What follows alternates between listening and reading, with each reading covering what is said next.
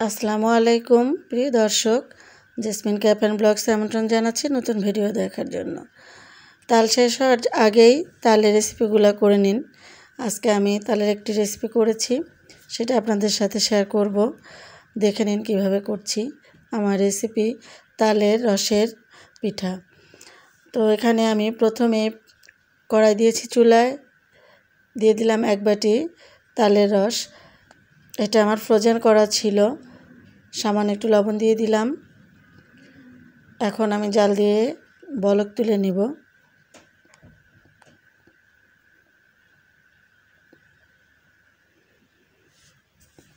তালের যাই বানান না কেন খুবই সুস্বাদু হবে, যে কোনো পিঠা বলেন, পায়েস বলেন। তো এই পিঠাটাও কিন্তু খুবই সুস্বাদু একটা পিঠা। তো আমি আমার সবাইকে বানিয়ে খাইয়েছি বাসায়, সবাই খুব প্রশংসা করেছে। আপনাদের সাথে শেয়ার করছি। ভিডিও ভালো লাগলে লাইক, কমেন্ট, শেয়ার করবেন, আমার পাশে থাকবেন। তালটা কিন্তু বলক উঠে গেছে, এই পর্যায়ে আমি ময়দা দিয়ে দিচ্ছি। এখানে আমি 1 বাটি ময়দা নিয়েছি, কিন্তু যতটুকু লাগবে ততটুকু দিব। তালের কাত অনুপাতে ময়দাটা আমি অ্যাড করব। কিছুটা পরিমাপে ময়দা দিয়ে দিলাম। এখন আমি নেড়েচেড়ে মাখিয়ে নিচ্ছি। আর চুলার জালটা কিন্তু মিডিয়ামে রাখতে হবে, হাইতে রাখা যাবে না। এখানে আমি 2 টেবিল চামচ গুঁড়া দুধ দিয়ে দিলাম। গুঁড়া দুধ দিলে কিন্তু স্বাদটা একটু বেশি হবে। আমি আরও একটু ময়দা দিয়ে দিচ্ছি। আমার এখানে আরও 1 টেবিল চামচ মতো ময়দা লেগেছে। তো দেখতেই পেলেন, এভাবে অল্প অল্প করে দিয়ে আপনারা কাঠটা তৈরি করে নেবেন। আপনারা চাইলে চালের গুঁড়ো দিয়েও এটা করতে পারেন, আমি কিন্তু ময়দা দিয়ে করেছি। তো আমার এটা কিন্তু হয়ে গিয়েছে, সিদ্ধ হয়ে গিয়েছে। এখন আমি মেখে নিব, ঠান্ডা করে মেখে নিব। এই যে হাত দিয়ে কিন্তু ভালো করে মথে নিতে হবে ডোটা। একটু গরম অবস্থায় এটা করতে হয়।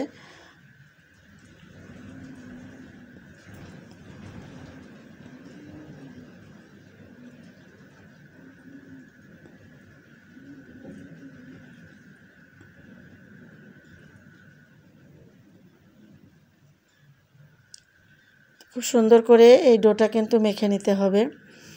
আমার ডোটা মাখানো হয়ে গিয়েছে। এখন আমি আরেকটা প্লেটে নিয়ে নিয়েছি, আর এভাবে হাত দিয়ে চেপে চেপে আমি একটা শেপ করে নিচ্ছি।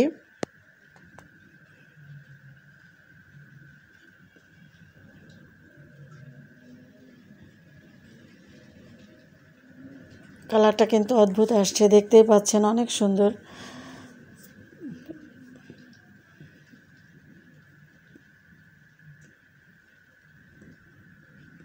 খুব বেশি পুরো করা যাবে না, আবার পাতলাও করা যাবে না। এই সাইজের আমি চেপে চেপে একটা সাইজ মতো করে নিচ্ছি। এখন এটা থেকে আমি চৌকা আকারে কেটে নিব। এই কাটাটাও কিন্তু গরম অবস্থাতে করব।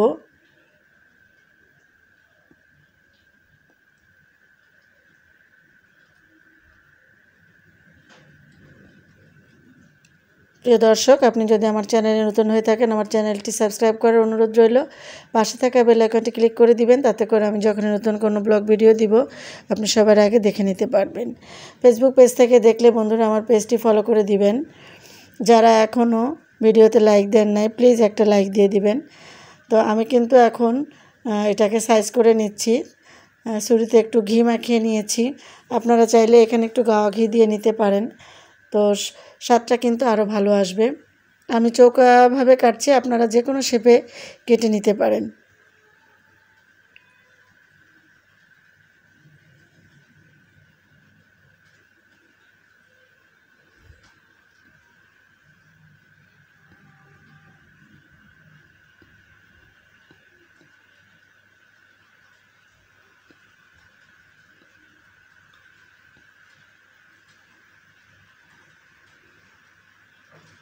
তো ঠান্ডা হয়ে গেলে এখন আমি তুলে নিব। এখনই কিন্তু ওঠানো যাবে না, ঠান্ডা করে তারপর উঠাতে হবে।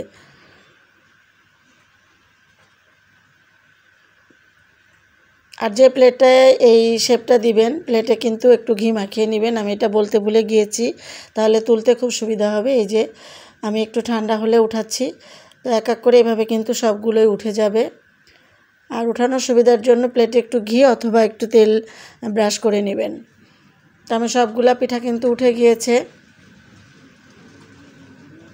আর হাত দিয়ে একটু শেপ করে নিচ্ছি। পাশে যে ভাঙা ভাঙা অবস্থাগুলো ছিল সেগুলো একটু শেপ দিয়ে নিচ্ছি। এখন তৈরি করব চিনি শিরা। এখানে আমি 1 মগ দিয়েছি, এখানে আমি 1 কাপ দিয়েছি চিনি, মেজারমেন্ট কাপের 1 কাপ, আর পানি দিয়ে দিয়েছি 1.5 কাপ। চিনি পানিটা এখন আমি জাল দিয়ে নিব। খুব বেশি স্টিকি কিন্তু করব না, একটু রস করে নিব আর কি। তো এভাবে নেড়ে চেড়ে একটু রস, কোনো তার হবে না, শুধু রস করে নিতে হবে। আমি দেখে দিব, থাকেন আমার সাথে।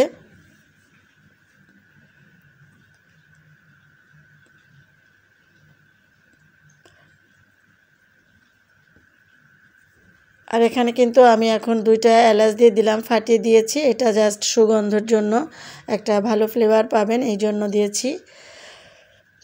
তো দিয়ে আবারও নেড়েচেড়ে ভালো করে জাল দিয়ে শিরাটা আমি করে নিচ্ছি।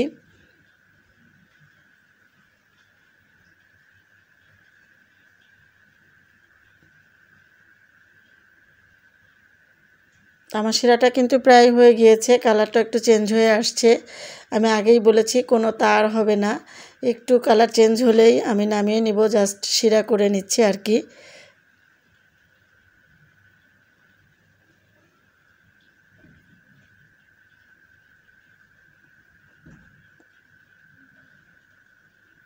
আমার শিরাটা কিন্তু হয়ে গিয়েছে। এখন আমি নামিয়ে পাশের চুলায় রেখে দিচ্ছি। ঢাকনা দিয়ে ঢেকে রাখবো যাতে গরম থাকে। আর এপাশে আমি ফ্রাই প্যানে তেল দিয়ে দিয়েছি, পরিমাপ মতো তেল দিয়ে দিয়েছি। এখন একটা একটা করে পিঠাগুলো আমি ভেজে নিচ্ছি। প্রথমে অল্প করে দিয়ে ভেজে নিতে হবে, আর জালটা কিন্তু মিডিয়াম টু লোতে রাখতে হবে।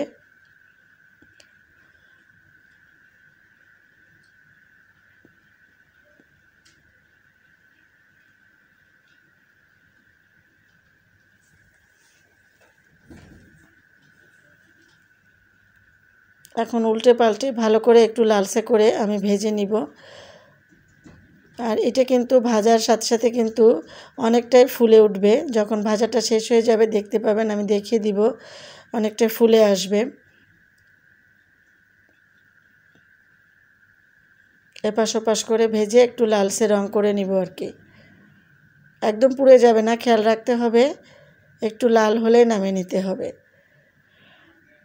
তো অনেকটা কিন্তু ফুলে আসছে, ভিডিওতে বোঝা যাচ্ছে না। আর এত সুন্দর সেন্ট আসছে, আমি যখন রান্না করেছি এই পিঠাগুলো ভেজেছি, একদম মোমো একটা সেন্ট আসছে ঘরে। তো এই যে ওপাশটাও কিন্তু হয়ে গিয়েছে। এখন এই পাশটা একটু হালকা করে ভেজে নিয়ে আমি তুলে নিব। আমার পিঠাগুলো কিন্তু হয়ে গিয়েছে, মাশাআল্লাহ সুন্দর একটা কালার আসছে, দেখতে পাচ্ছেন।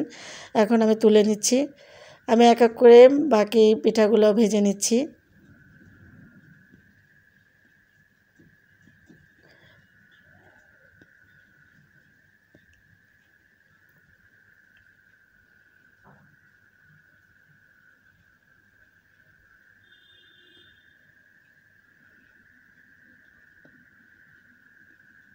সব পিঠাগুলো আমি একসাথে দিয়ে দিয়েছি।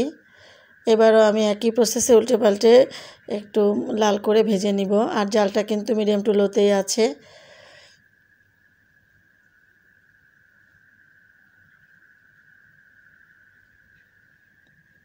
তো আমার এই পিঠাগুলো হয়ে গিয়েছে। এখন আমি এই পাশটা উল্টে দিচ্ছি। এখন তুলে নিব আমি, হয়ে গিয়েছে এই পিঠাগুলাও।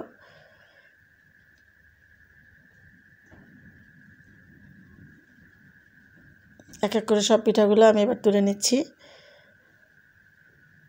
এখন আমি যে শিরাটা জাল দিয়েছিলাম সেটাকে আবারও চুলায় দিয়েছি, একদম লো ফ্লেমে একটু জালটা দিয়ে দিয়েছি। একটু গরম থাকা অবস্থায় পিঠাগুলো দিব এই জন্য।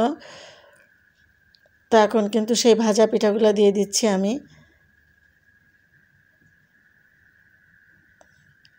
শিরায় ভিজিয়ে রাখবো মিনিমাম 1 ঘন্টা মতো। আর যে জালটা দিয়েছিলাম ওটা আমি 5 মিনিট, পিঠা দেওয়ার পরে 5 মিনিট জালটা দিয়ে তারপরে বন্ধ করে দিয়ে 1 ঘন্টা মতো আমি ঢেকে রেখে তারপরে আপনাদের সাথে দেখাবো। তো তো এই যে আমি 1 ঘন্টা ভিজিয়ে রেখেছিলাম, অনেকটাই নরম তুলতুলে হয়ে গিয়েছে আর কালারটা দেখেন কি সুন্দর আসছে।